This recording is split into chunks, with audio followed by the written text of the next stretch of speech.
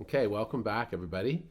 So let's start with the E minor pentatonic. So we reviewed that in the last lesson.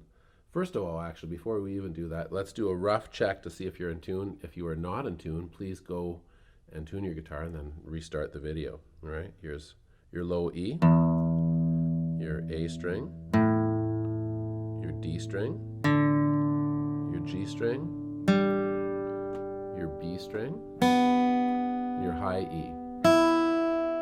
Right, you should be in tune, at least relatively so it sounds good.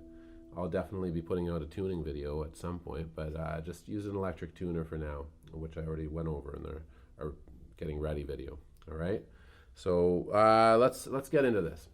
Okay, first of all, before we do too much, I want to just warm you up. Let's get our left hand or our right hand sort of going here. I'm going to get a little bit more of a tempo. So we're just going to do some down-up picking on the strings here. So 1, 2, 1, 2, 3, 4. Down, up, down, up, down, up,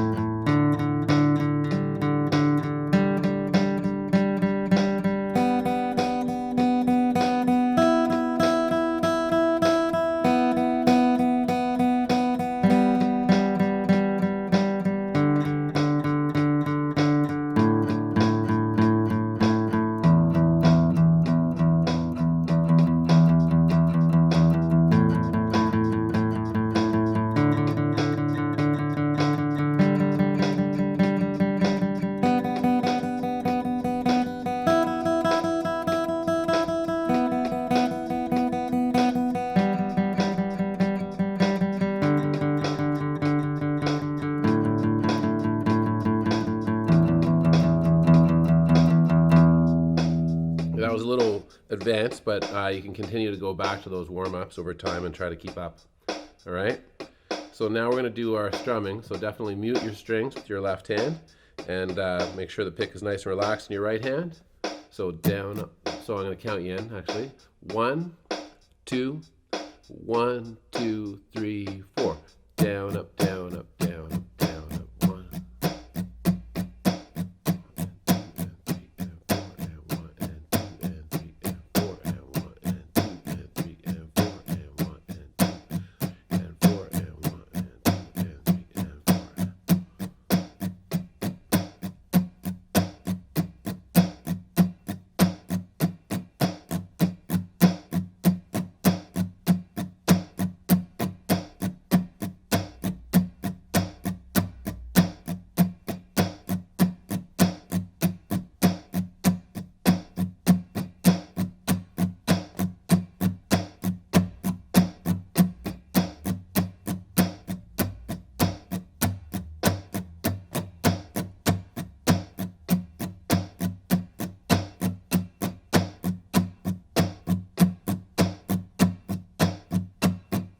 Okay, great.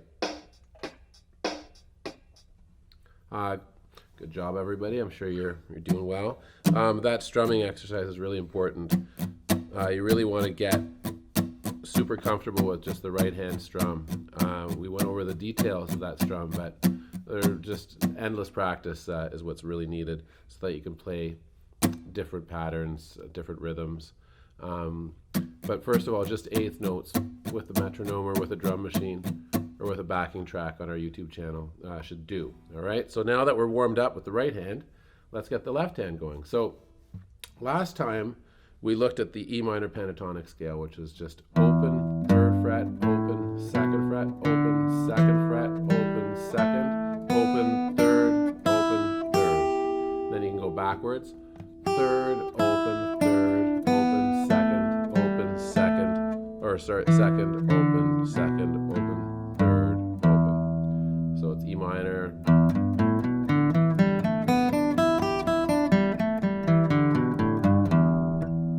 So sounds quite good over an E minor chord.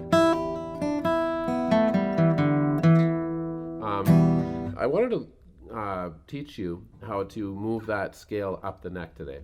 It's a really important skill, and it's really not too hard in a way, but physically it might be a little challenging at first, but the pattern is really the same as the open pattern. So if you see this white thing here at the end where all the strings connect to, that's called the nut, all right? So that's the starting point of the guitar, and when we play this open string, the string is ringing all the way to the nut. That's an open E, and on the 3rd fret is the G note, all right? So, and then on the open A, that's going to the nut, and then on the 2nd fret is the B note, all right? So we play everything in relation to this.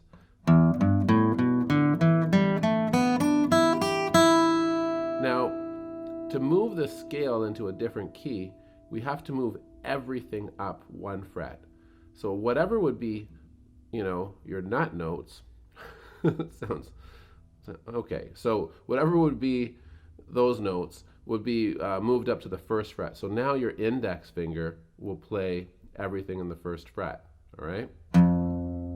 So there will be no open notes in this next pattern. So here's F, all right? So this is going to be the F minor pentatonic because this root note here is F.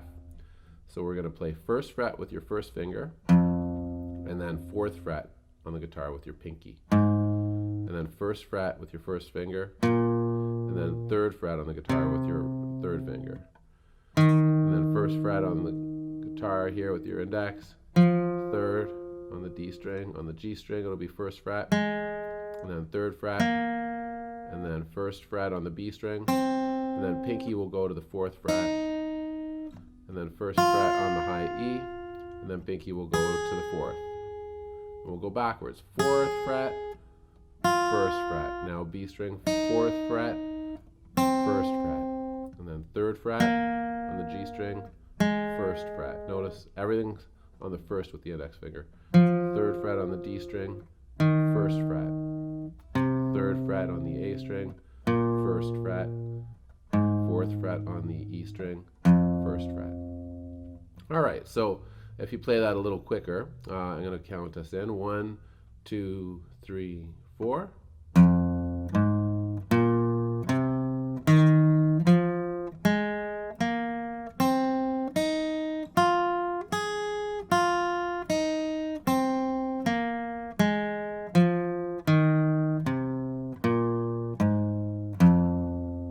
Right? So that's how you move the scale up. Now that you don't have any open notes, once that is really comfortable,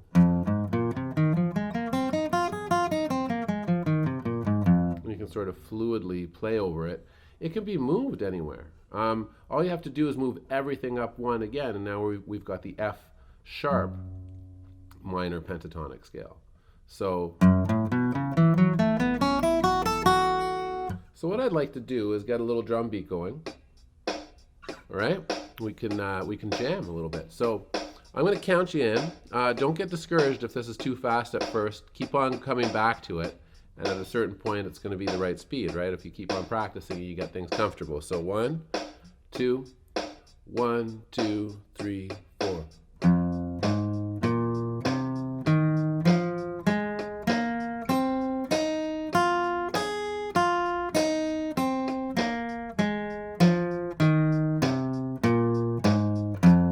Fret.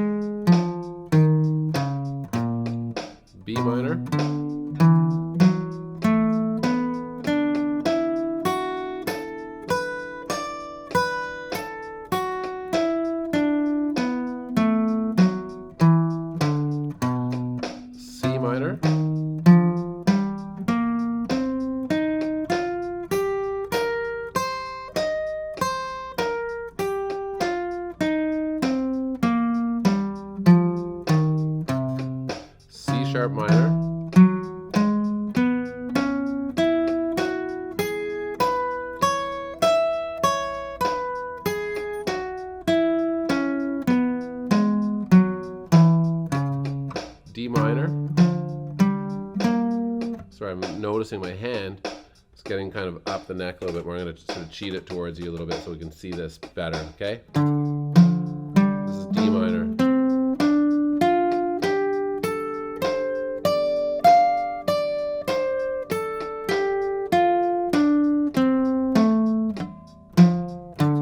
D sharp minor.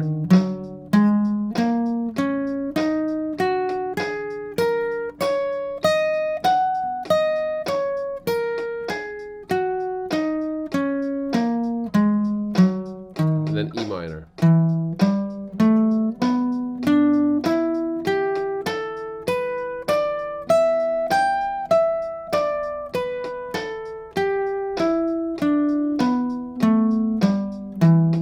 All right, so that's how that goes. That's a good little warm-up that you can do. You can work your way up the neck. There's definitely more patterns that we can do with that scale and different things we could do. I just thought I'd try to keep it consistent there for you.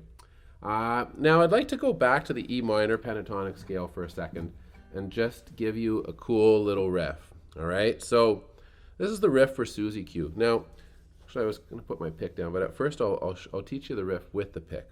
All right, so I always thought this was the riff until I sort of listened to it years later and realized that there's a little bit more going on, but you can try this. So here's the E minor pentatonic again. All right, so the riff goes like this. So open E string, 3rd fret on the B, and then 2nd fret on the G string, and then open G.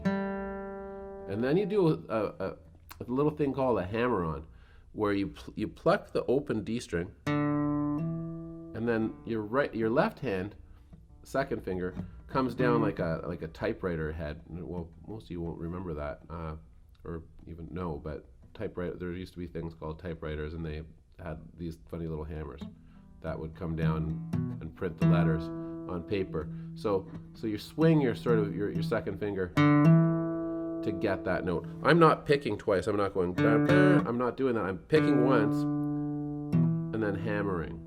So it goes open E, 3rd fret on the B string, 2nd fret on the G string, and then open on the G string, and then you hammer the D string, and you play it again, and then you hammer again on the A string, and then strike up on your open D string, and then 3rd fret on the E string, and then open. So the riff sounds like this.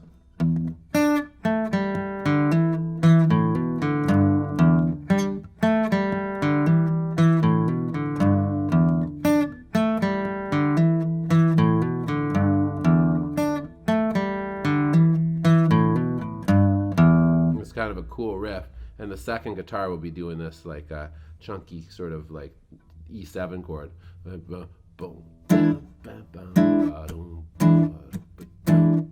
it sounds really cool together, right? With one guitar playing the riff.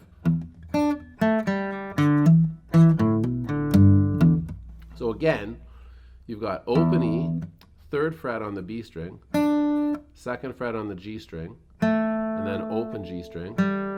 Now a hammer on the D string, so from open to hammer, and then you strike the note again on the 2nd fret of the D string, and then you hammer on the A string to the 2nd fret, and then you pick up on the open D string, and then strike the 3rd fret with your downstroke on the low E, and you can sort of bend it a bit, and then the riff starts again. Boom.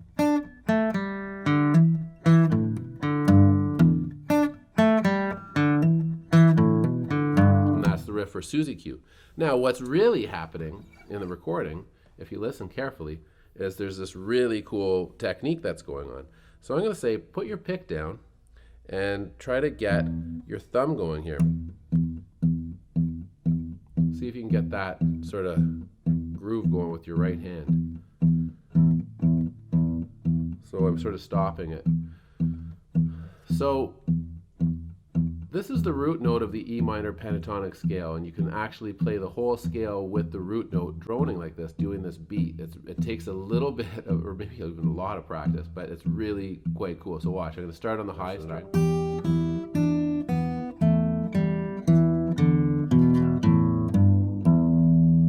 So So you can sort of keep that beat going, and you can do riffs. So if you can really try to just practice this and just get this thumping automatic, you can play other rhythms on the scale with your fingers. So my index and my middle finger. So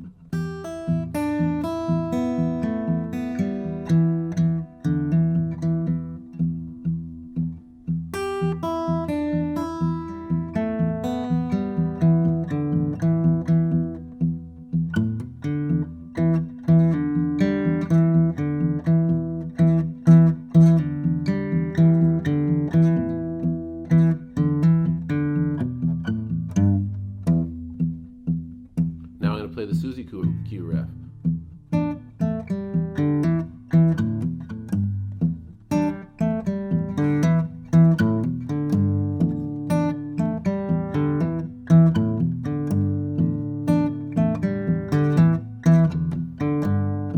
It's really cool that you can just sort of be your own bass player on the guitar. And all we're doing there is we're just playing out of the E minor pentatonic scale, right?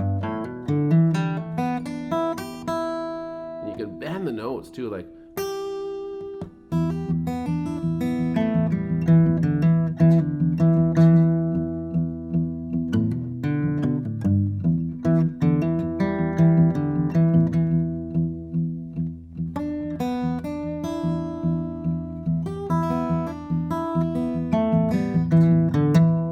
That's the thing. That's the whole thing. I mean, this is a little advanced where I'm taking this, right? But you're trying to talk with the guitar. You're trying to tell a.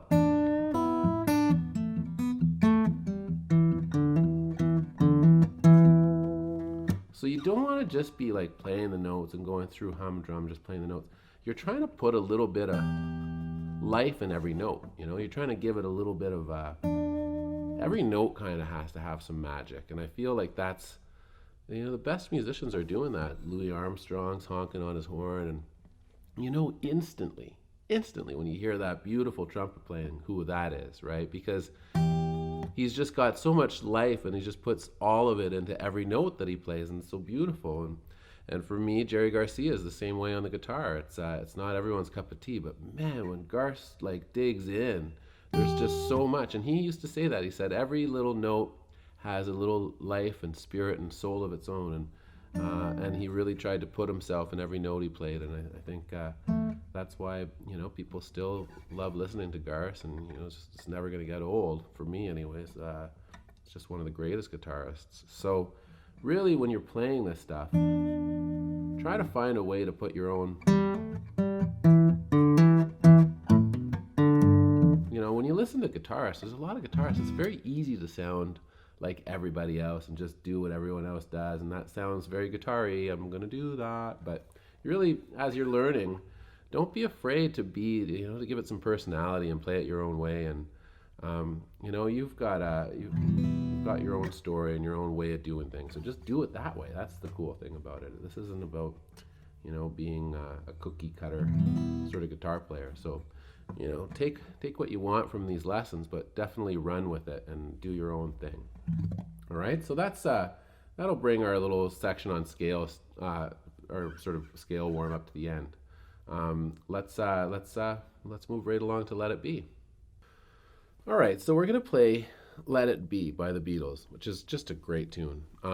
Now the thing about this tune is it's not in the key of G, but I'm going to play it in the key of G just for the sake of simplicity. You can play songs in different keys.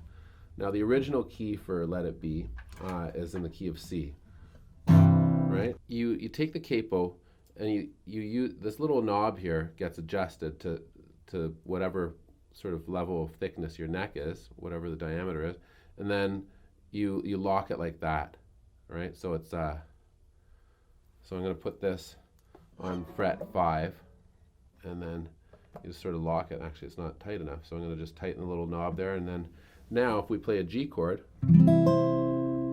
it sounds like it's a C chord, all right?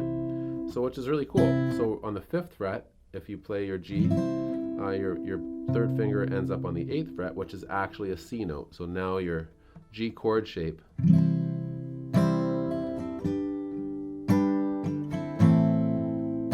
this puts the whole song in the key key of C. But we're not going to do that. We're going to play the song in the key of G, just so that you can get used to playing down here. We're going to learn a new scale today down there as well. So the 4 chords that you need for Let It Be are G major, right? So it's this chord here. And then you need D major, then E minor, and then C major. Right? I believe that's it. So once again, I showed you how to play at least 3 of those chords in the first video or the second video. So I'm going to teach you again. So for G major, put your 3rd finger on the 3rd fret of the low E string. Get your finger on the very tip. Okay, the very tip of, and it should be, that's where you should fret the string. There's 2 reasons for that. One reason is you don't want the pad of your finger lying down and muting a string that you don't intend it to mute. All right. Sometimes you want to mute a string, right? Like I could mute this A string intentionally and play G like that, and then it sounds quite nice, right? So these 2 fingers are sort of up like this, and then my ring finger here is muting the A string. But if we want the A string to ring clearly, we have to have my 3rd finger right on the very, very tip, and the finger should be coming straight down, not on this angle like this, where my finger's lying across all the other strings. And this is a source of confusion and trouble for a lot of beginners, is when they're playing their chords, their fingers are they're trying to look over the guitar neck, and their fingers are sort of lying down, and then you're pressing strings that you're not intending to press. So you have to really train yourself when you're playing your scales and when you're playing your chords to play with the extreme tips of your fingers. The reason is they're the boniest parts of your fingers, so it becomes much easier to pin the string to the fret that you're trying to pin it to. So for the G chord, you're pinning the low E string to the 3rd fret right here. Okay, so this is the middle fret, you're pinning it there, and your 2nd finger is pinning the A string to the 2nd fret, and then these are open, the D string, the G string, and the B string are open, and your pinky is pinning the high E string to the 3rd fret. So if I pluck through individually, which is a really good practice when you're learning your chords, you'll notice that the notes are not impeded by any sort of, there's not like bad buzzy sounds. So the reason that's not buzzy is I'm playing with the tips of the fingers, and all of the open strings are allowed to ring freely. And it takes time. Like, that's a real skill to just, and then once you do that, once you get that chord just so that you're pinning all the strings properly and you're not lying across strings that that are supposed to be ringing open, then you can strum nicely.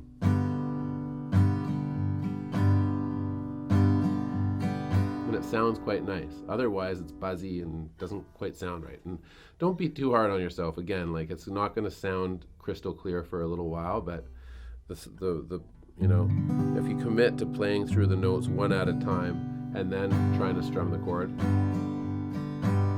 you're going to get there a lot faster. All right. So the 2nd chord you're playing is D.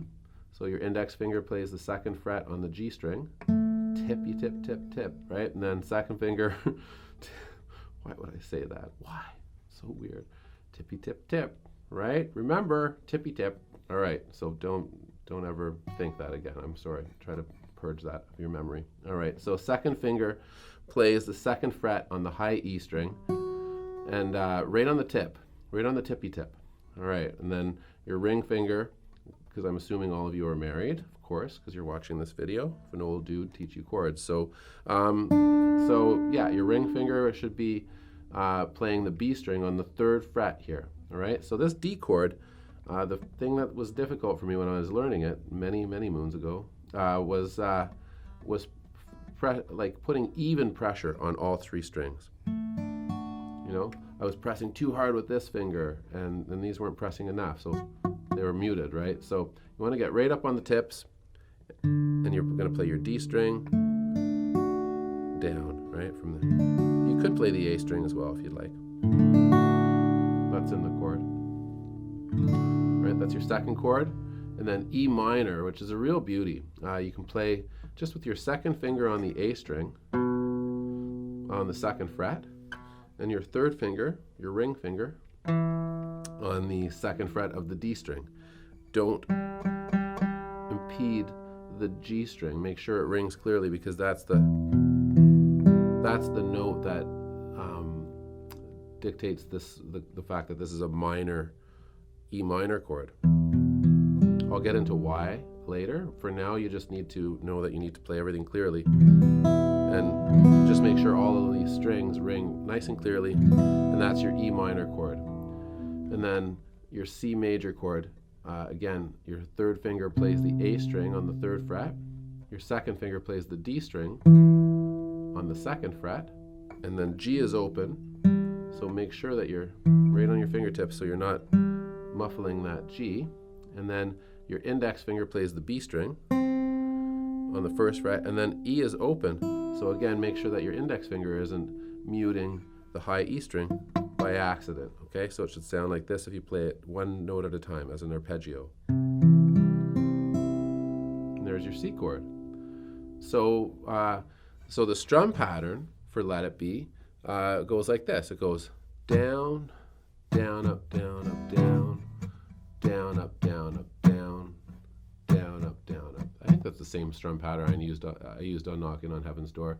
To an extent, we're going to be using slightly generic strum patterns in these early videos, just to get something that you can do and apply to each chord, just so that you can play these songs and have some feel to them, right? Down, down, da, da, D chord, E minor, C, G chord, D chord, to the C, and back to G. And then it just repeats that. And G chord, D chord, E minor, and then C chord, G chord, D chord, then to C. And then you go down to the chorus. Let it, E minor, let it, D chord, let it, C chord, let it, G. And then it's just like the verse again. G chord, D chord, let it, C chord, let it, G chord. And then it repeats the chorus. Let it, E minor, D chord, let it, C chord, let it, G. And that's basically the gist of it, you know. And then there's like, I think the guitar solo happens over the chorus, but there is that riff where it goes, it does it in the intro of the song, and then it also does it before the guitar solo, and it goes C, and then you can do this little progression, and you can sort of play down the scale. You play the C chord, and then second fret of the A string, and then open A string, and then third fret of the you can actually even play the G chord over that, and then they change key for a second, so you play first fret of the low E string, and then open E, and then I play the D string open here, and then C chord, and then G.